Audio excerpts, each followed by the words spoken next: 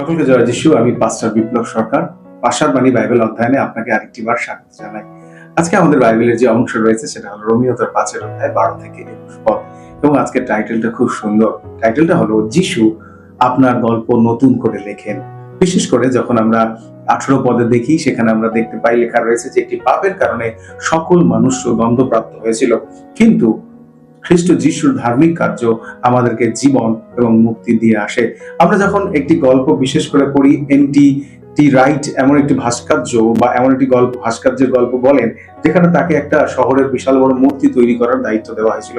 তিনি সেই মূর্তিটা খুব সুন্দরভাবে বানান, কিন্তু সেই শহরের কিছু উচ্ছৃঙ্খল যুবক সেই মূর্তিটাকে ভেঙে তছনছ করে দেয়। পাড়ার সেই সমস্ত শহরের মানুষ আতঙ্কিত হয়ে পড়ে যে কি হবে, এবার মূর্তিটা কি আবার পুনরায় তৈরি হবে কিনা।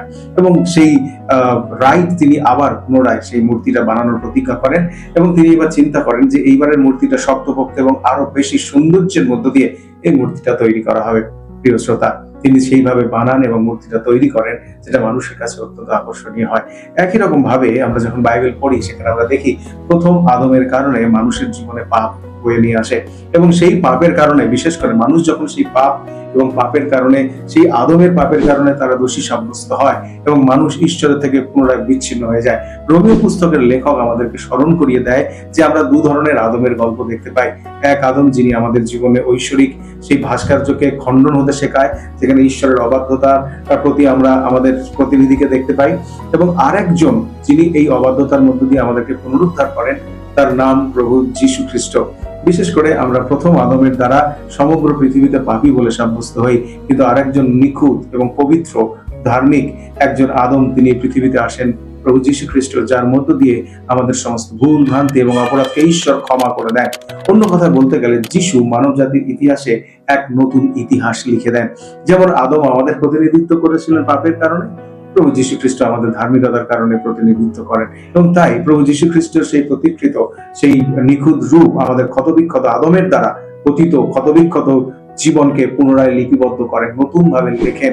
এবং তিনি এই কথাই লিখছেন এই অংশে যে প্রভু যীশু খ্রিস্ট আমাদের জীবনের জন্য এক নতুন ভাবে লিখে থাকেন। যীশু খ্রিস্টের জীবন, ক্রুশীয় মৃত্যু এবং পুনরুত্থান আমাদের জীবনে এক নতুন সূচনা। যতজন ব্যক্তি এই যিশুর জীবন, তার ক্রুশীয় মৃত্যু এবং পুনরুত্থানকে বিশ্বাস করে, তার জীবনে যতই পাপ থাকুক না কেন, নতুন ভাবে সেই জীবন লেখা হয়। তাই আজকে যদি আপনি এই জীবন থেকে বঞ্চিত থাকেন, আরেকটি বার প্রভু যীশু খ্রিস্ট এই বাইবেলের অংশ থেকে আমাদেরকে অনুপ্রেরণা দেয় যেন আমরা তাকে বিশ্বাস করি এবং আমাদের জীবনকে যীশু খ্রিস্টের দ্বারা নতুন ভাবে লিখিত করা হয়। প্রভু আমাদেরকে আশীর্বাদ করুন, এবং আমরা প্রার্থনা করি এটাই যে প্রভু তোমাকে ধন্যবাদ দিই আমাদের জীবনকে নতুন ভাবে লেখার জন্য, প্রভু যীশু খ্রিস্টের রক্তের মধ্য দিয়ে। সকল পুরাতন গেল শেষের পাতা।